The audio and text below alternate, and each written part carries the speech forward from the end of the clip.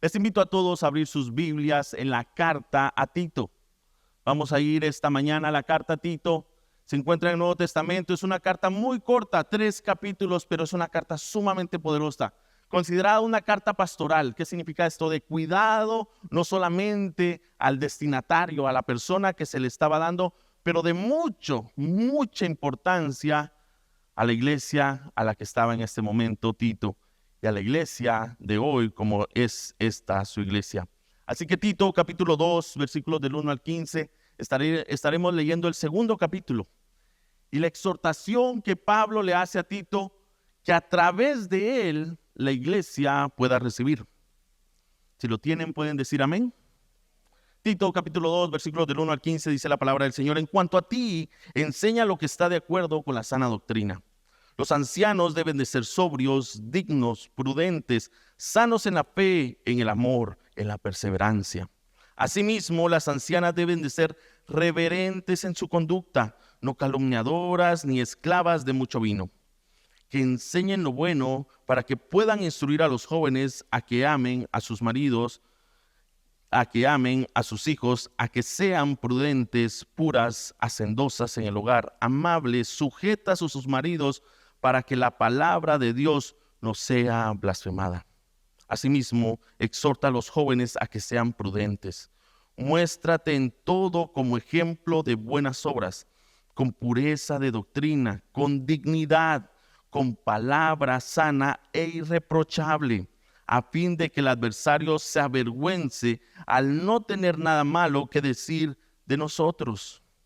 Exhorta, dice Pablo, a los siervos a que se sujeten a sus amos en todo, que sean complacientes, no contradiciendo, no defraudando, sino mostrando toda buena fe, para que adornen la doctrina de Dios nuestro Salvador en todo respecto. Porque la gracia de Dios se ha manifestado, trayendo salvación a todos los hombres, enseñándonos que negando la impiedad y los deseos mundanos, vivamos en este mundo sobria, justa y piadosamente, aguardando la esperanza bienaventurada y la manifestación de la gloria de nuestro gran Dios y Salvador, ¿quién es? Cristo Jesús. Él se dio por nosotros para redimirnos de toda iniquidad y purificar para sí un pueblo para posesión suya, celoso de buenas obras.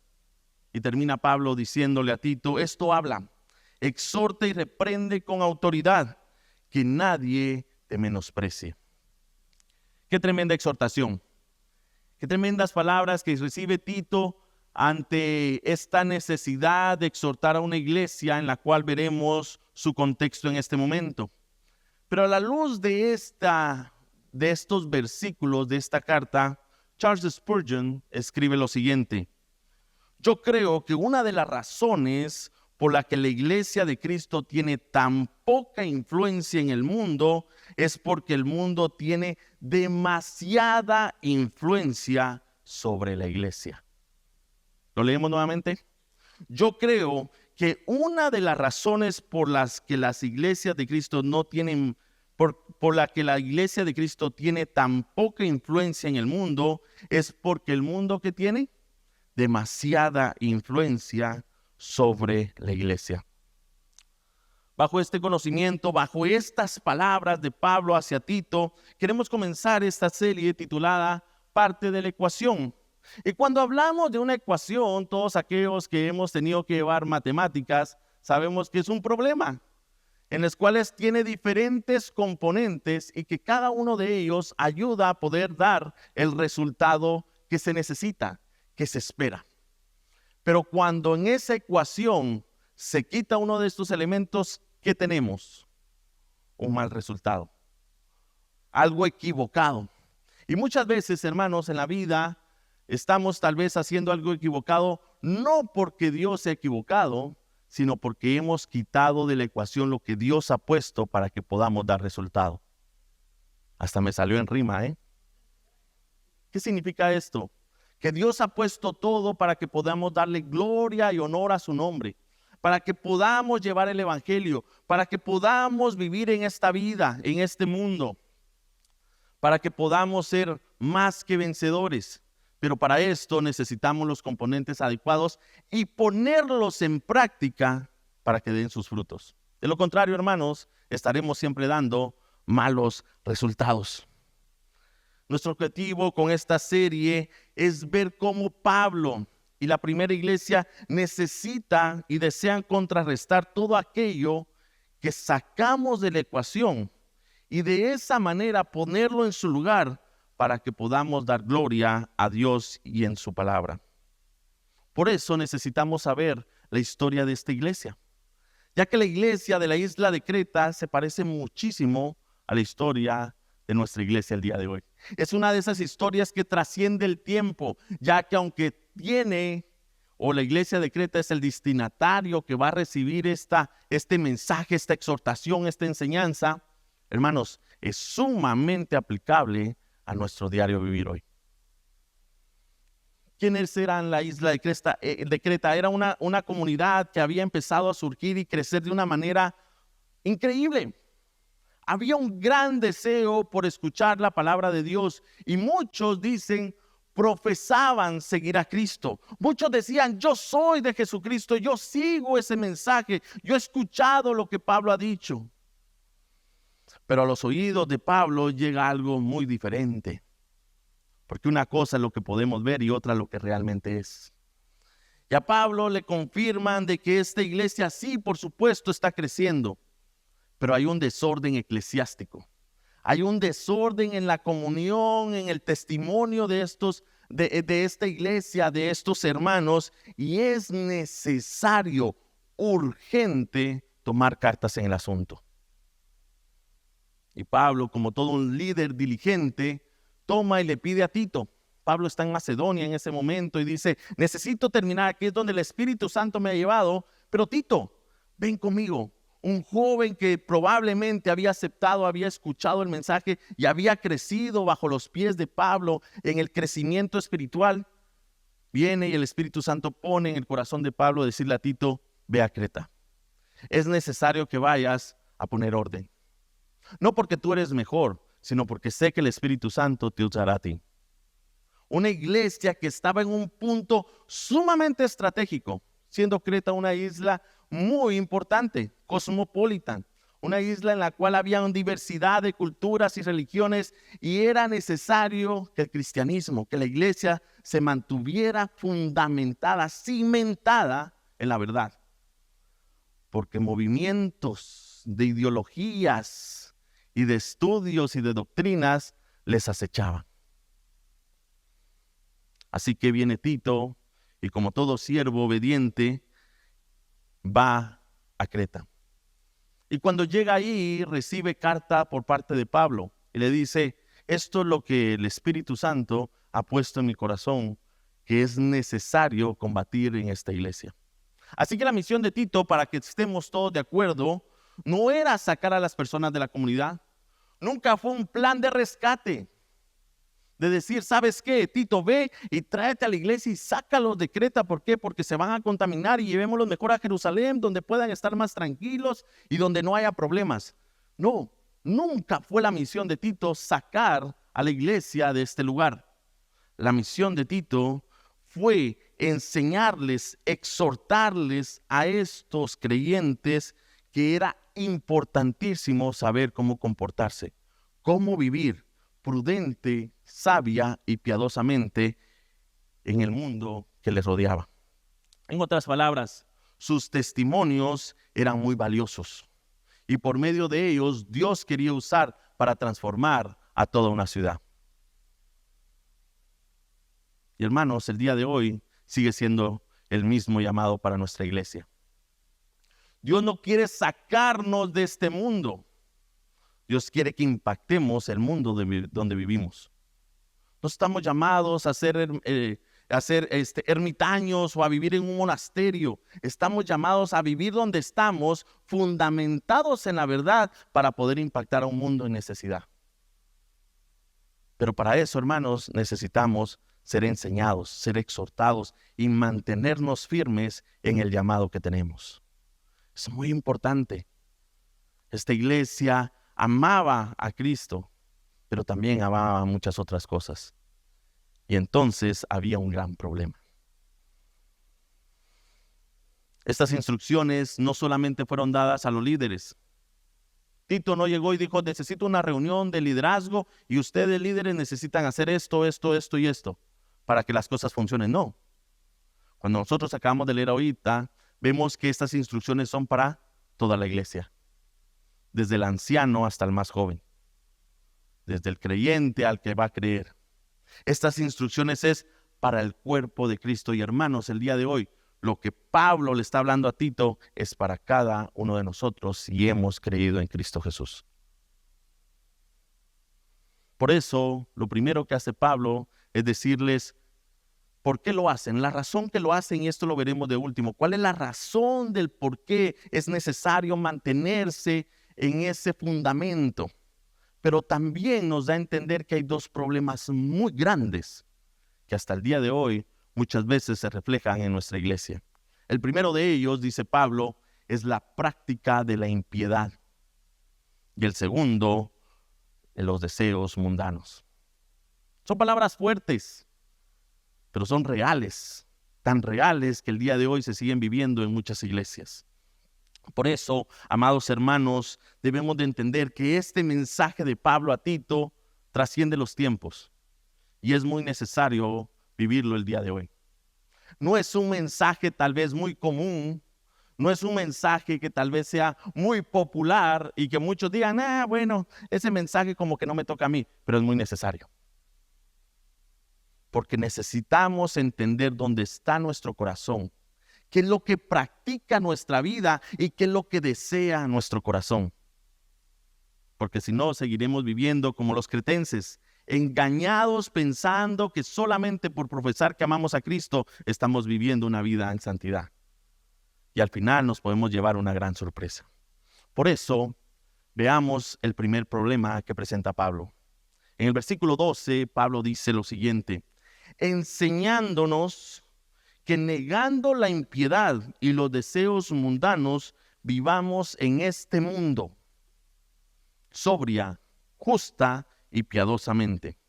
En otras palabras, lo que les está diciendo Pablo a Tito acerca de la iglesia es que no dejen de tener a Dios en su ecuación. Y esto es sumamente hasta absurdo, porque Dios no es un componente de la ecuación, Dios es el creador de la ecuación.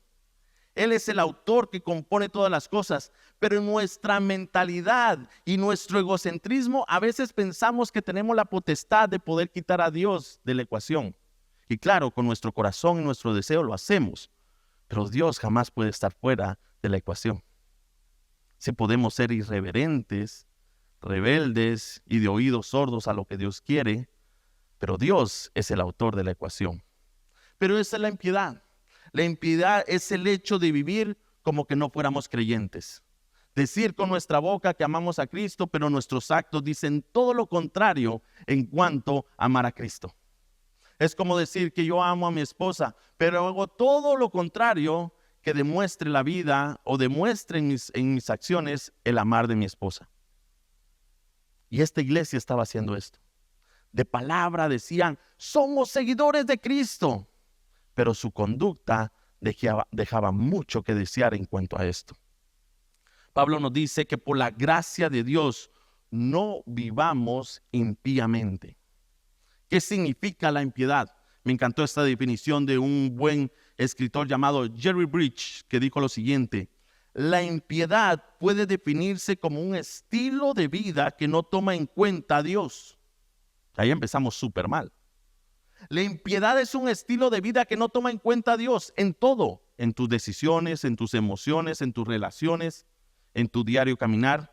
No toma en cuenta ni su voluntad, ni su gloria, ni la dependencia de Él. Así que fácilmente, dice Jerry, podemos ver que alguien puede tener una vida muy respetable y seguir siendo un impío, en el sentido de que Dios es totalmente irrelevante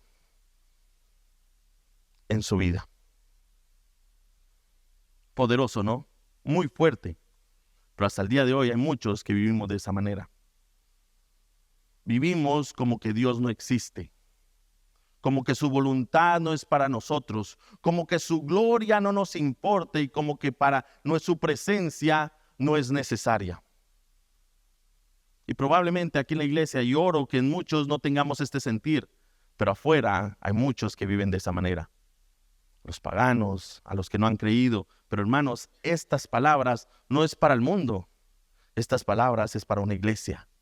Es para un grupo de creyentes. Y Pablo está diciendo, dentro de la iglesia se vive de la misma manera, impíamente, sin que Dios sea importante en su vida. Ya con eso, hermanos, nos damos por perdido. Vaya que es una fuerte declaración. El hecho de vivir pretendiendo ser cristiano, pero al mismo tiempo omitiendo su voluntad.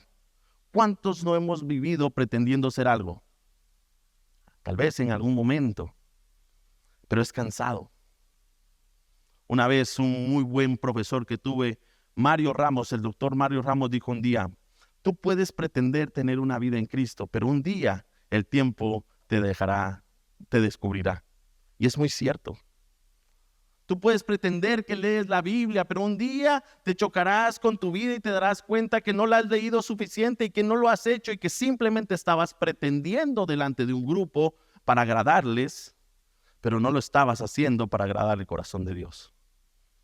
A veces pretendemos, ¿no?, en estos programas y telenovelas ser ricos, ¿no? Y tienen que hacer muchas cosas. ¿Para qué? Para agradar a un grupo de personas. Pero un día se les cae la máscara y ¿qué? Descubren su verdad. La iglesia de Creta estaba pasando por ese momento. Por mucho tiempo habían pretendido ser una iglesia fiel a Cristo, servidora de ella. Pero esa máscara empezó a caerse a tal punto que el mensaje que recibe a Pablo es urgente, es un SOS. Es inmediatamente necesario que tú vengas y hagas algo al respecto porque esta iglesia está viviendo impíamente. Amados, la impiedad o los placeres pecaminosos es un estilo de vida de un creyente que saca a Dios de la ecuación de su vida. Y es un arma que utiliza el enemigo de una manera muy sutil. A veces cuando sufrimos, cuando pasamos por problemas, decimos el enemigo me está atacando. Y sí, Satanás nos ataca de muchas maneras en nuestro pensamiento, en nuestras relaciones, en la manera que caminamos, en las tentaciones que tenemos por delante. Pero ¿saben cómo nos ataca también? Haciéndonos olvidar de Dios. Amnesia sobre Dios. Y esa es un arma que no vemos venir, pero es muy utilizada. Nos hace olvidar que hay un Dios vivo y todopoderoso. Nos hace olvidar la obra de la gracia que hizo a través de su Hijo Jesucristo. Nos hace olvidar el perdón de pecados que tenemos a través de la confesión y el arrepentimiento genuino. Nos hace olvidar todo esto y cuando nos damos cuenta estamos viviendo una vida lejos de Dios, apartado de su voluntad, sin poder glorificarle en ningún momento. Y es que si somos honestos, hermanos, como iglesia, todos hemos vivido en impiedad. Pastor, usted también. Yo soy el primero. Porque todos hemos vivido en algún momento en el cual hemos sacado a Dios de la ecuación de nuestra vida. Todos en algún momento hemos desistido de la voluntad de Dios y hemos querido hacer nuestra propia voluntad, nuestro propio camino, con nuestras propias fuerzas. Cuando estamos estresados, muchas veces lo último que hacemos es pedir a Dios sabiduría, guianza, fortaleza. Buscamos por todos lados cómo salir de esos problemas, de ese estrés, aliviar el estrés a través de, ¿sabe qué? Tantas cosas. Yoga, meditación y todo lo demás. Y olvidamos que hay un Dios que está dispuesto a escucharnos y a través de su palabra darnos a entender que nuestra vida está en sus manos. ¿Qué tal cuando conseguimos una meta, un logro de vida? Esta mañana acabamos de festejar a Hugo y a los jóvenes que lograron esta meta. Pero cuando lo hacemos, muchas veces sí damos gracias a Dios, pero vivimos agradecidos a Dios, pero no vivimos agradecidos a Dios por lo que Él ha hecho. Con nuestra boca, y ustedes lo podrán ver en cualquier celebración de artistas y de grandes eventos. Oh, doy gracias primeramente a Dios porque Él me ha permitido tener este éxito. Pero su vida dice lo mismo. Sus acciones reflejan estas palabras. Lo que hacen glorifica el nombre de Dios. Y hermanos, esto es afuera. Pero nuevamente, Pablo le está hablando a la iglesia. ¿Qué quiere decir esto? Que esto también se vive aquí.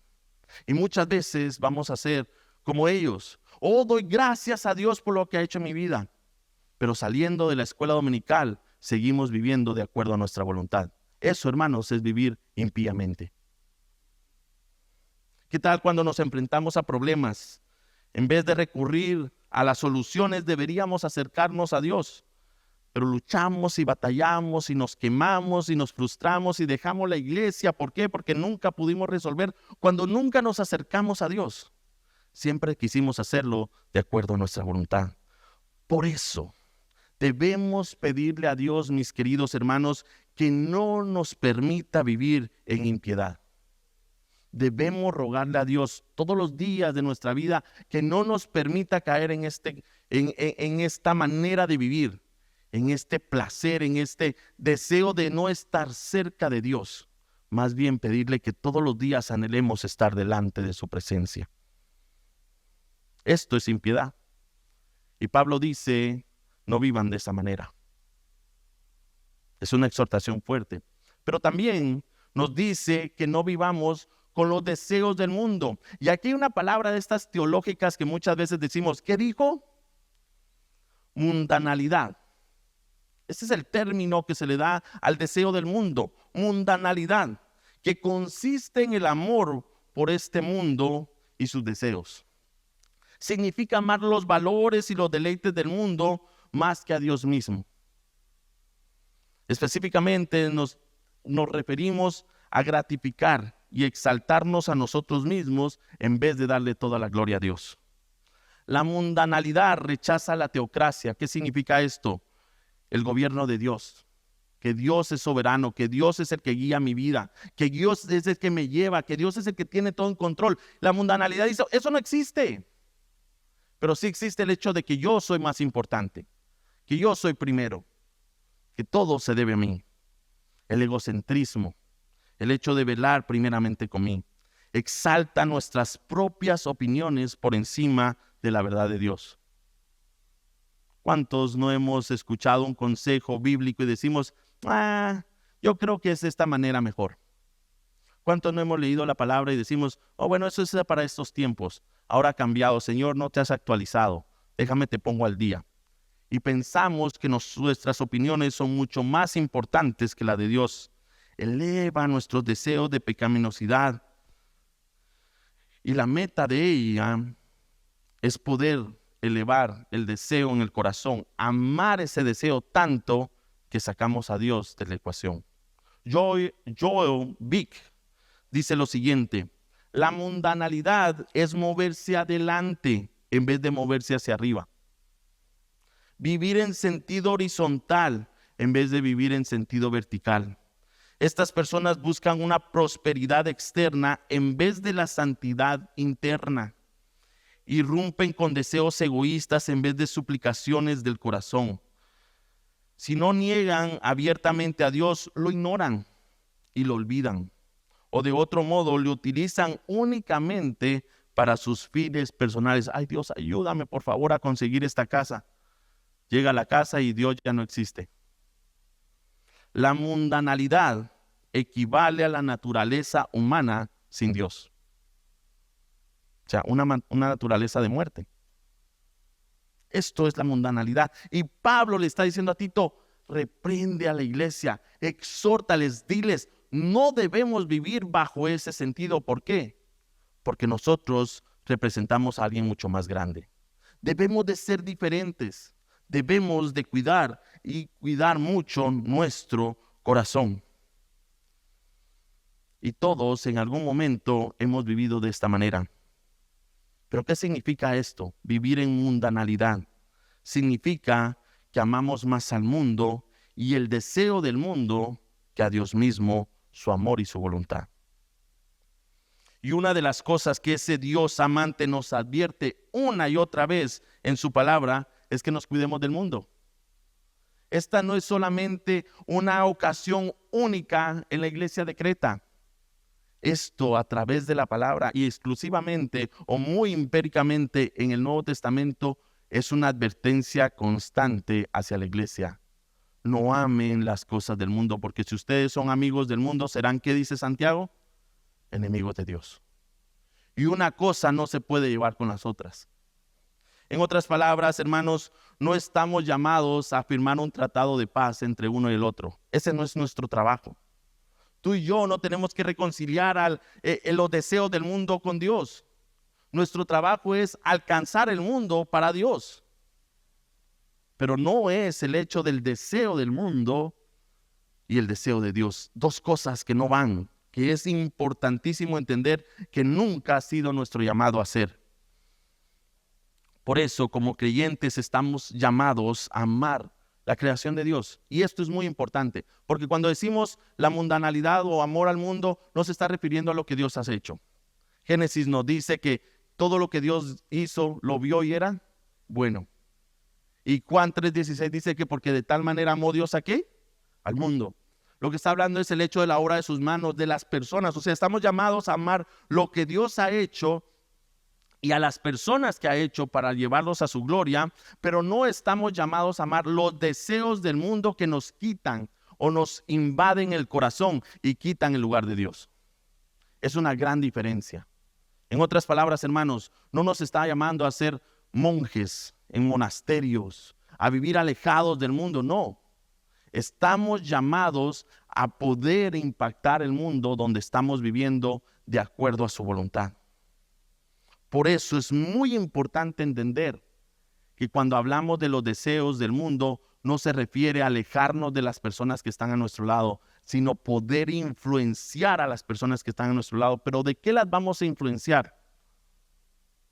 De lo que más consumimos, de lo que más amamos, de lo que nos percatamos o nos sostenemos. Y si no lo hacemos de Dios, hermanos, los vamos a influenciar de muchas otras cosas más. Por eso Pablo exhorta muy gravemente aquí a esta iglesia diciéndoles, por favor, les suplico, les exhorto, no amen los deseos del mundo, porque si no, su impacto será nada positivo. C.J. Mahin dice lo siguiente acerca de este tema.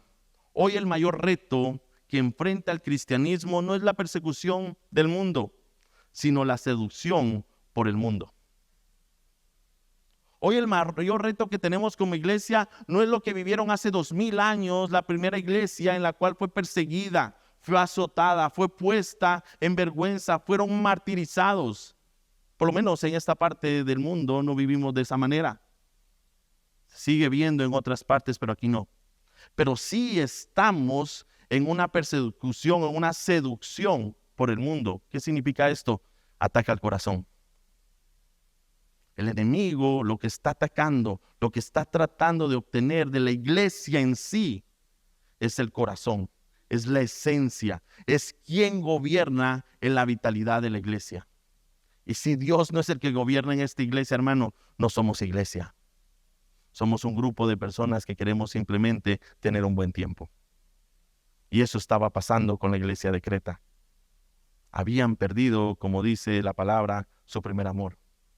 Habían dejado desviarse por las corrientes de diferentes doctrinas.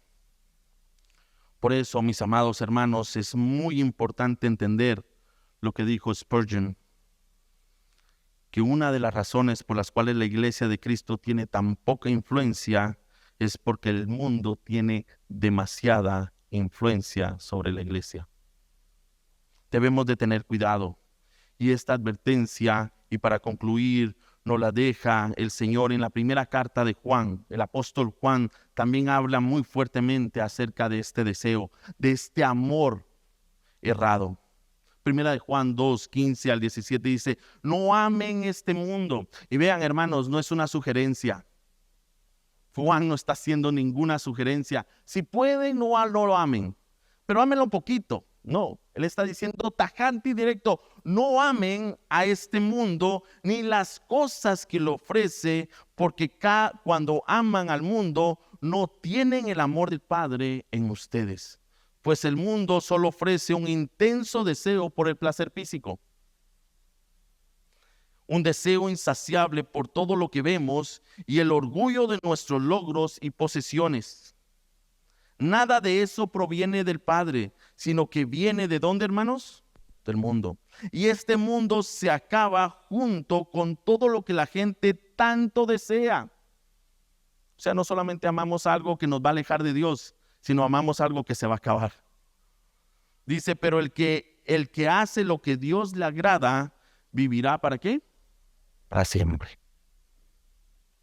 Hermanos, y aquí le está hablando nuevamente a la iglesia. Es muy importante. Hace 2 semanas predicamos acerca de cómo individuos, como personas, intencionalmente proponer nuestro corazón a Dios, disponerlo delante de Él para que Él haga su obra a través de nosotros. Pero esto está hablando a una iglesia, a ti y a mí, a todos los que Dios ha puesto en este lugar. Y si no estamos jalando todos para el mismo lugar, hermanos, va a ser una batalla constante. Por eso la importancia de predicar sobre esto. Por eso hemos tomado la decisión de predicar sobre esto. Por eso hemos tomado la decisión como escuela dominical de enseñar acerca de la sana doctrina. ¿Por qué? Porque es necesario que entendamos y autoexaminemos nuestro corazón a saber, ¿qué estoy amando? ¿Qué estoy siguiendo? ¿A quién le estoy sirviendo? ¿Quién es mi Dios? Porque Dios, muchos podemos hacer dioses, pero el Dios verdadero solamente es uno. Hermanos, es un llamado a la examinación del corazón de la iglesia. Como iglesia necesitamos entender hacia dónde vamos y qué estamos haciendo. El hombre mundano es aquel que busca su felicidad primeramente a través del uso del mundo, independientemente de la voluntad de Dios. Y eso es lo que ellos aman. Aman con tal pasión que Dios no tiene ningún lugar en su contexto, en su ecuación, en su diario vivir. Aman tanto esa carrera, aman tanto ese equipo de fútbol, aman tanto esa profesión, aman tanto a una persona que Dios no tiene cabida dentro de esa relación. ¿Cuánto no nos hemos tomado con un fanático? Con aquel que no importa si es día de servicio o no. Si mi equipo juega, es mucho más importante. Hermanos, tengamos cuidado dónde está nuestro corazón. Pero esto es lo más importante de todo esto. Es una gran exhortación. En otras palabras, es un gran regaño de parte de Pablo a la iglesia. Pero Pablo no se queda con un padre malo, o el Señor no hace esto, es simplemente regañar e irse. Él da la solución a esto. Y la solución la encontramos en el mismo versículo. Si lo lees, versículo 11 y 12, dice lo siguiente.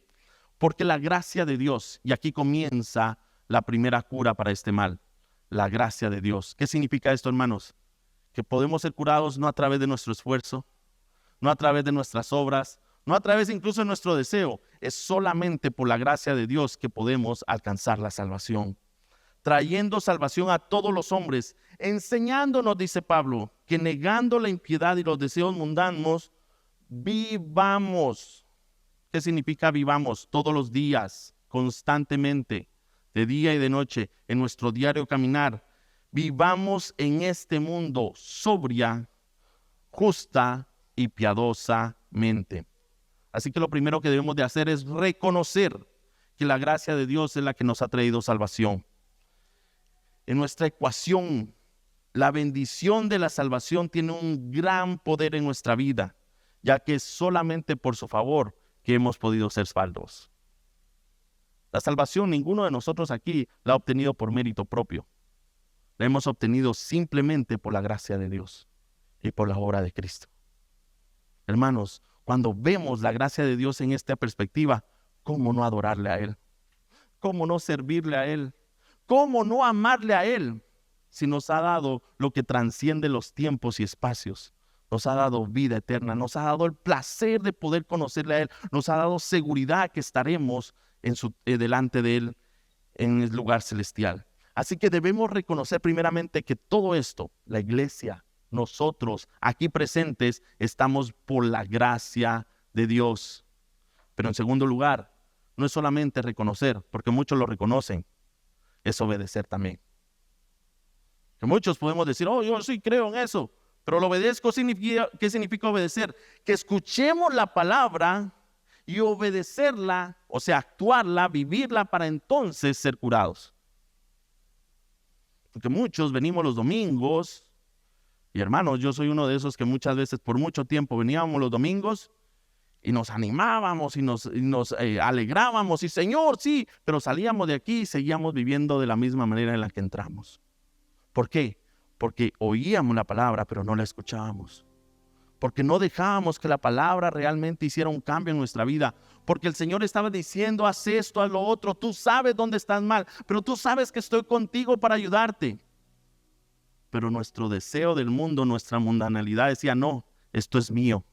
Déjalo, no lo toques. Y Dios dice, déjalo ir, que aquí estoy yo para curarte, para aliviarte, para que puedas vivir sobria, justa y piadosamente. Ese es el llamado de la iglesia, hermanos. Estamos llamados a ser diferentes, de impacto, una luz en medio de la oscuridad. Así que, hermanos, no existe futuro en la mundanalidad. No lo existe. Pablo lo dice, todo se acabará. Ninguna cosa que nosotros deseemos que es del deseo del mundo sobrepasará los tiempos, mas únicamente Dios y su verdad y su amor. Por eso es importante que persigamos apasionadamente nuestro deseo de amarle y de servirle. El pecado conlleva muchas semillas de descontento y destrucción, pero como cristianos entendemos esto, pero debemos de proponer en nuestro corazón todos los días que Dios lo examine y decirle, esto te pertenece a ti. Porque nada es nuestro y nunca lo ha sido, todo ha sido del Señor, incluso las ecuaciones que componen nuestra vida. Así que el antídoto para este mal, para la impiedad y para la mundanalidad es ver a la cruz de Cristo Jesús. Cuando nosotros vemos a Cristo, cuando nosotros vemos lo que hizo por amor a nosotros, hermanos, entendemos realmente cuánto nos ama Él y cuán grande es su amor por nosotros. La cruz es la atracción que distrae nuestros corazones del atractivo de los placeres y de la mundanalidad. Es muy bonito lo que el mundo ofrece. Es muy bonito lo que el mundo te puede dar. Es muy bonito el deseo de nuestra carne cuando dura. Pero cuando nosotros nos llenamos de la palabra, cuando nosotros nos llenamos de la presencia de Cristo Jesús, cuando nosotros y nuestra mirada está en lo que Cristo ha hecho y lo que quiere hacer a través de su iglesia, hermanos, no hay cabida para los deseos del mundo, porque nuestro corazón está completamente lleno. ¿Con qué lo estamos llenando? Como iglesia, ¿con qué estamos llenando nuestro corazón? ¿Con lo que el mundo nos ofrece o con lo que Dios ya nos ha dado? Jesucristo es y siempre será lo más importante. Les pido esta mañana ponerse de pie. Vamos a terminar este servicio dando gracias a Dios por su palabra. Damos gracias, Señor, porque entendemos que vivimos en un mundo caído, en un mundo de oscuridad, en un mundo en el cual, Padre Celestial, a través del pecado solamente puede ofrecer muerte, Señor. Pero es el mundo en el que vivimos. Y tú no nos llamas a salir de este mundo, tú no nos sacas del lugar donde nos ha puesto, tú nos quieres capacitar, nos quieres fundamentar, nos quieres instruir para poder impactar este mundo. Como iglesia somos impactados, somos muchas veces influenciados por muchas cosas. Pero si estamos cimentados en la roca, si estamos cimentados en tu palabra, si estamos viendo hacia la cruz y la obra de Cristo Jesús, no hay nada ni nadie que nos pueda mover de nuestro objetivo como iglesia. Ayúdanos a entender a través de esta semana, Señor, la importancia de mantenernos firmes contigo como iglesia, de llenar nuestro corazón de ti y de tu amor, para que la impiedad y los deseos del mundo no tengan cabida en este lugar. Para que cuando haya una lucha podamos juntos como iglesia salir adelante, no porque somos mejores, sino porque tú estás con nosotros. No porque los líderes sean grandes, sino porque tú eres grande. Ayúdanos a entender esta verdad, Señor. Ayúdanos a entender realmente, Señor, que este es un llamado y una exhortación necesaria para nuestro diario vivir, ya que vivimos en una época como la que vivían los cretenses, de muchas ideas, doctrinas, enseñanzas, deseos, aquello que brilla, aquello que nos puede deslumbrar por un momento y sin darnos cuenta nos pueden desviar de nuestro objetivo y nuestro propósito como iglesia y como tu cuerpo. No nos dejes caer en eso, Señor. Mantén el corazón de esta tu iglesia vivo y lleno de tu amor insaciable. Gracias, Señor. Es en el santo y bendito nombre que oramos, que es sobre todo nombre, el nombre de Cristo Jesús. Amén.